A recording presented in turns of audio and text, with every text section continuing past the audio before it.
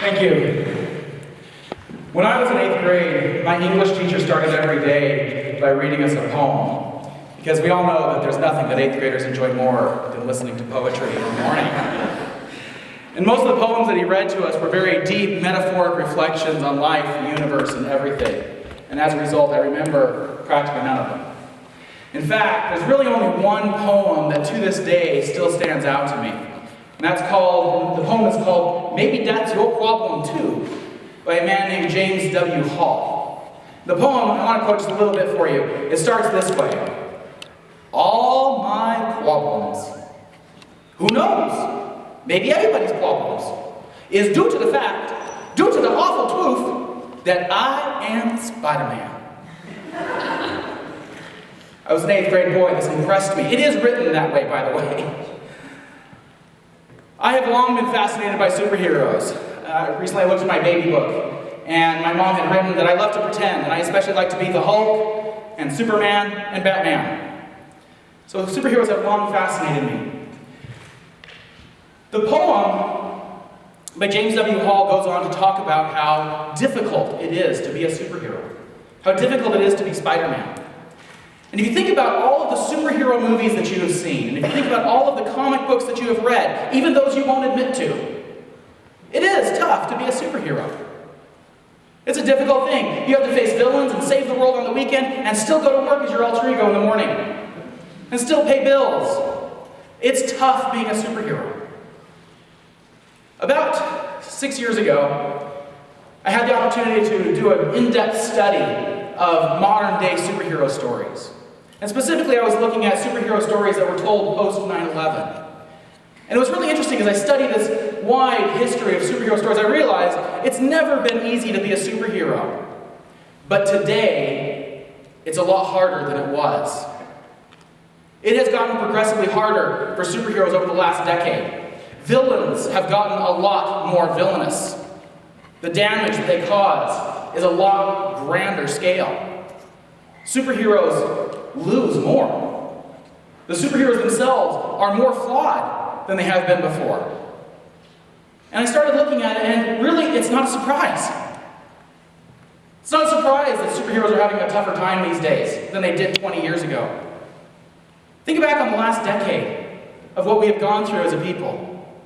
We have terrorist attacks and wars and major political upheavals and natural disasters of an unprecedented scale. Our world is at least perceived darker than it has been in the past. And so the metaphoric reflection, which is what a superhero really is also going to be darker. And is going to have a more difficult time.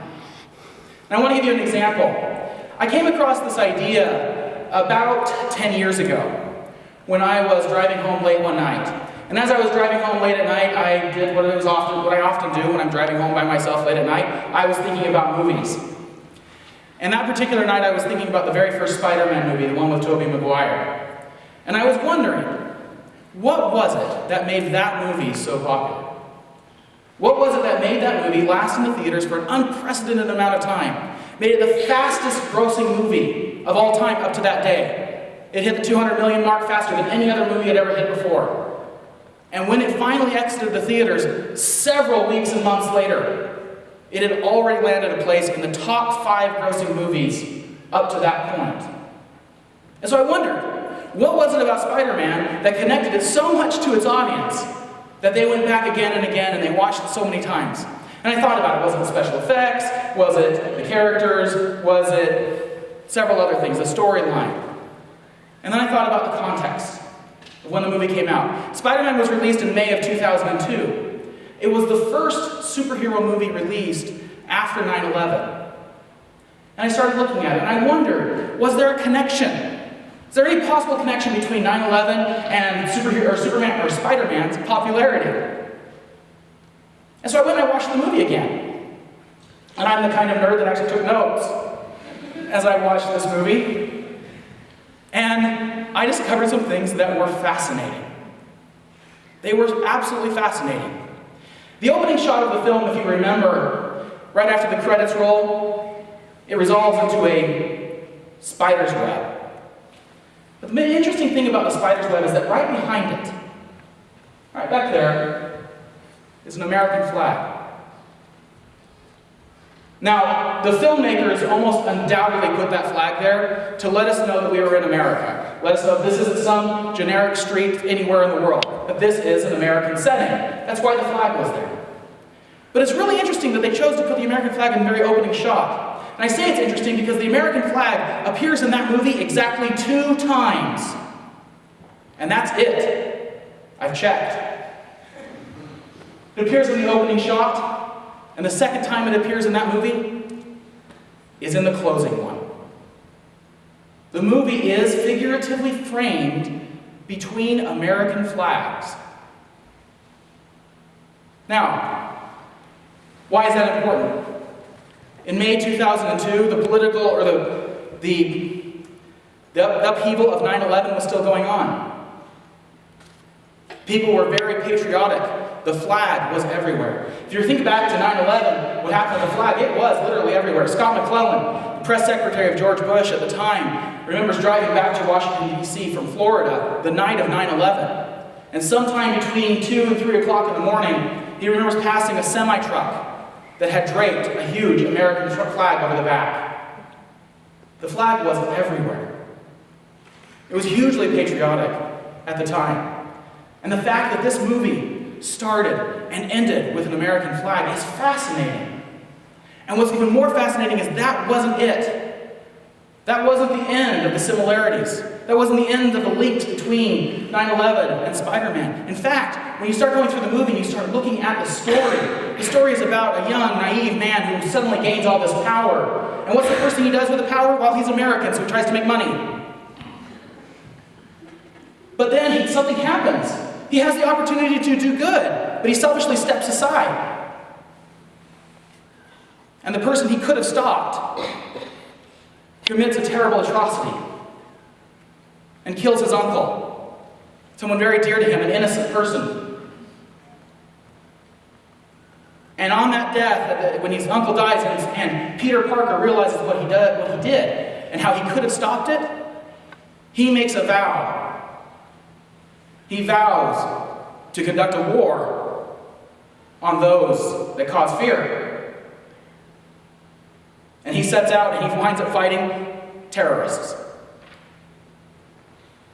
And when you look at the movie and you watch it, point by point by point, that movie reflects 9/11. And the really cool thing about it is it was completely unintentional. The filmmakers only changed one scene after 9/11. That's it. And it's a very small scene towards the end of the movie. The rest of the movie was written and pretty much filmed by the time 9/11 happened. So it was all a coincidence. I call it the unintentional allegory, because that's what it was. But when Americans went and saw that film, that is what they saw. In fact, there was one scene in the movie that most people forget. The scene right after Spider-Man has confronted his uncle's killer. He goes up to the top of a high building and he mourns his loss. He mourns his loss, and it's that moment that he makes the decision to stand up, to take responsibility, to do as his uncle says, and said, with great power comes great responsibility. He takes that responsibility and he decides that he's going to fight for those that are innocent.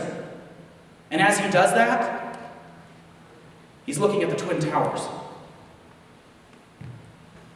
People thought that the Twin Towers were removed from the film because of a trailer that was pulled. They actually left him in for this one shot. You can barely see it. It's only on screen for about 2 seconds. But they're there.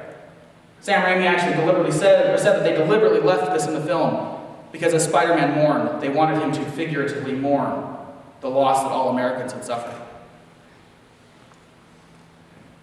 But so what?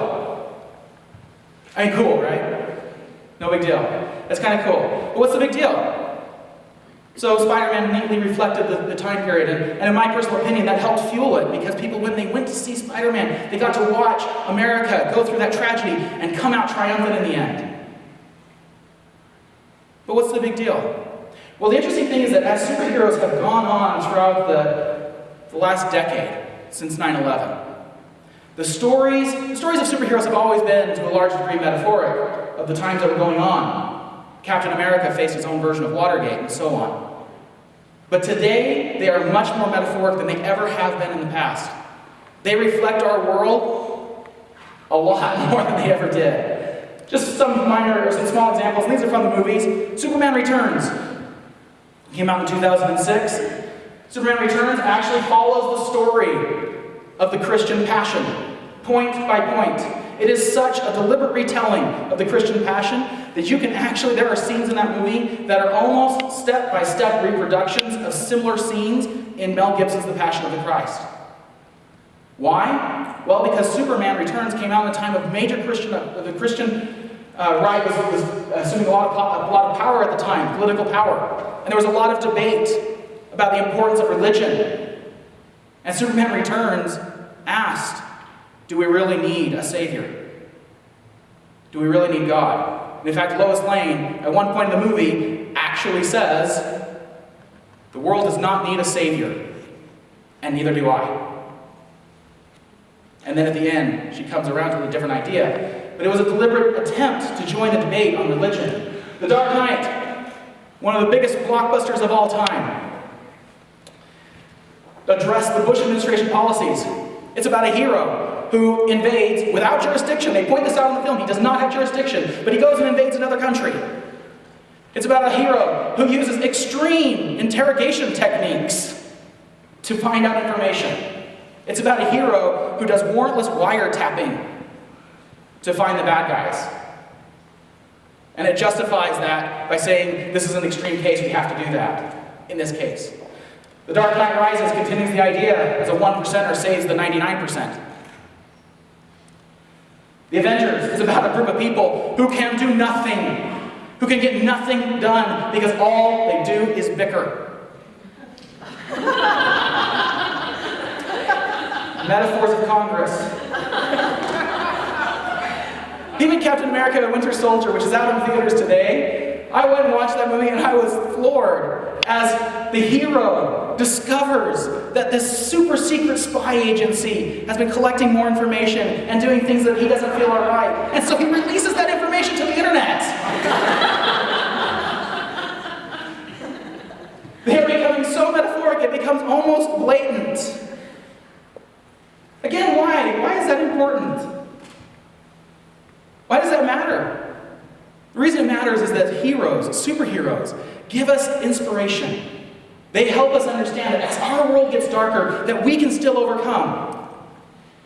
Running out of time, but I want to talk about a couple of definitions of hero and what makes a hero. First thing is, these come from a man named Dan Theroux, who's a comic book author.